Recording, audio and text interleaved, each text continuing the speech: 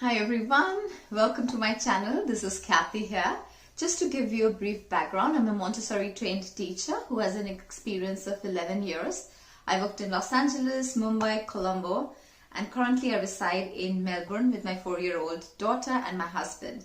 And when you talk about my daughter, 4-year-old daughter, she absolutely falls into the category that we're going to discuss today about a strong-willed child. And a lot of people even label them as rebellious, stubborn, children who don't listen. But there is a very nice, positive parenting way that we can come around these children. And that's what we're going to discuss today. How do we do that? How do we turn these no's and every struggle, the morning they get up, if they want to take a bath, you'll have to struggle. The struggles are constant with them. Because they would never take things the way it's given to them.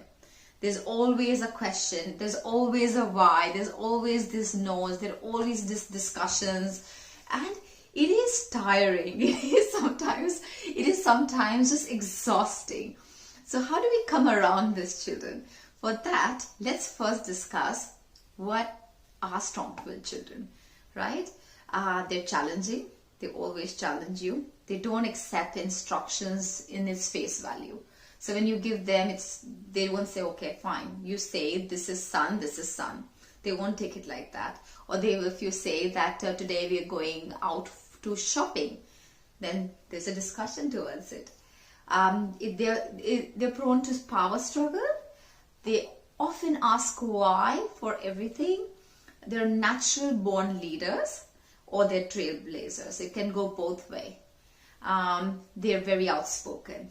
The strong-willed children are very outspoken, and they have an ironclad focus when they get into something. Like once they have a purpose, their focus is unbelievable. It's unbeatable.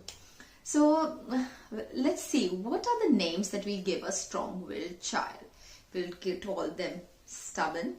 We'll call them disobedient. We'll call them obstinate. And we even, in contrast to that, if it's an adult who is strong-willed, we tell them, oh, they're determined, and they're high-achieving, and they're steadfast, and they're tenacious. And the words are so positive when you talk about a person who has strong-willed adult. But why do we label children like stubborn and disobedient when they are kids? Because you want an easy child at home.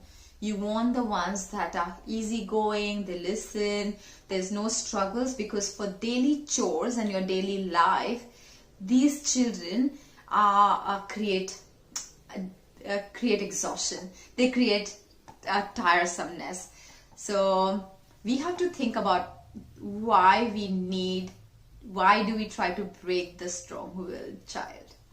If you tried lecturing a child or taking their privileges away or giving them timeouts again and again, you for a fact know how many times you lost this battle, right? They will not comply. Most of the time it doesn't work. They don't work when you give them this ultimatum, because someday they're like, okay, you give me this, now what? So those ultimatums don't work for children who are very strong-willed. They need reasoning. So let's go straight to the wonderful topic about how do we positive parent these children and how do we go around them. The most important key factor for positively parenting the strong-willed children is trust. Once the child understands that the adult who is in charge has the best interest for the child, then they kind of start understanding them. They start listening to you. When they feel misunderstood and they feel that your reasoning is so unfair, that's when the power struggles happen with these children. So make sure that the bond that you create with these children on trust is so immense that you always stick to the fairness of it, and you always are looking out for the best benefits of these children. The second point is you have to go check yourself. Sometimes, most of the times, it's the ego that's playing. When these strong-willed children don't listen and then don't comply, as soon as you tell them something, you feel that why is he not listening to me? And they being younger, why is she not listening to you? They being younger, you like that power struggle. You want to make it a point to see that, oh, now I'm going to make sure that she gets it. And you're breaking them. You're literally breaking that little confidence that they have in their head. So please don't do that. Keep a check on yourself. Keep a check on your ego. Keep a check on your power struggle. And if you always have to remember that when the children are born, they are born with clean slate. There's no rebelliousness in them. There's no ego in them. There is no kind of streak of anything unpure. But what happens is, with the influence around, the environment around, the parenting style, all of it creates this thing in them. You're making that character in them. So always be very aware that they were never born with that. So it's never their fault. Something happened that made them this way. So create that trust. Check on yourself all the time. Number 3, meet them where they are at. So everything, the strong-willed children are not miraculously going to change. So you have to take baby steps to get them to meet in the middle somewhere. So if they are here and you are here, the spectrums of two sides, you meet them in the middle. You compromise. You see their perspective. Because most of the time, all the time actually, is that we just label them and let them go. We never see why they want this. All the children, when they were born, they were a clean slate. And who made them so strong-willed? What happened that they started to rebel? What happened that they started to act this way? It is because of the environment, the influence, the parenting style. Something made them who they are. So you have to always remember that and try to connect to them.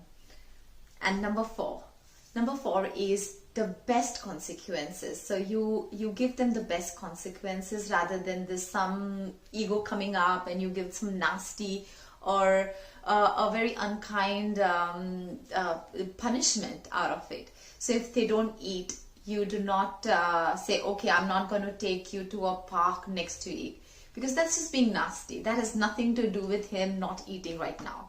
So instead of them, give them a consequence saying that, okay, if you don't eat, then you stay hungry. So they'll know that that's just exactly how the natural consequence is of not eating. Or if they say that I'm not going to do my chores. So they say, okay, fine, if you don't do these chores, then you will get a dirty plate next time. And they'll see that.